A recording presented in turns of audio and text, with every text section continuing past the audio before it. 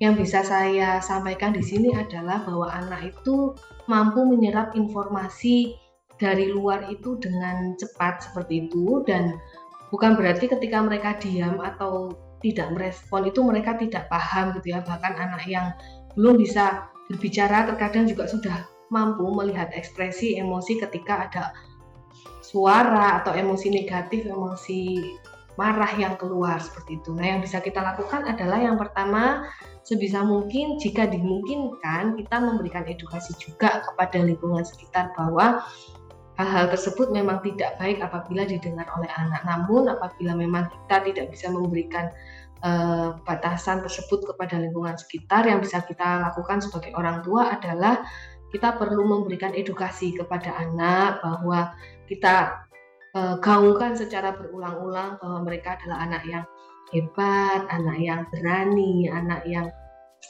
bisa menurut, anak yang pandai. Jadi emosi ataupun perkataan positif ini harus seringkali digaungkan atau disampaikan oleh orang tua supaya anak-anak juga terbawa gitu ya emosi positif yang dimiliki. Lalu yang kedua, apabila memang lingkungan sekitar tidak bisa dikondisikan, tidak ada salahnya kita membatasi pergaulan gitu ya dengan orang-orang yang dalam tanda kutip toksik. Supaya apa? Supaya hal tersebut tidak menjadikan dampak yang negatif bagi anak, kecuali kalau anaknya memang sudah memasuki usia-usia yang sudah bisa menangkal gitu ya, ataupun sudah bisa menahan diri ataupun bisa membatasi informasi apa yang masuk kepada dirinya. Apabila anak kita masih kecil juga gitu ya, mungkin kita perlu batasi juga pergaulannya atau area mana saja tempat mereka bisa bergaul, karena untuk anak-anak yang paling kecil, lebih kecil itu memang agak sulit gitu ya untuk menyaring informasi.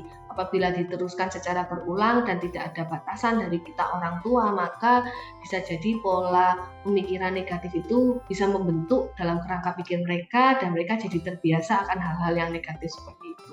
Jadi alangkah baiknya orang tua memberikan afirmasi atau perkataan positif pada anaknya dan dilakukan secara berulang. Selain itu kita juga harus selektif membatasi pergaulan mana dan yang diperbolehkan dan yang tidak diperbolehkan agar anak-anak kita masih terus berada dalam jalur yang positif. Tetap semangat ya Bapak Ibu.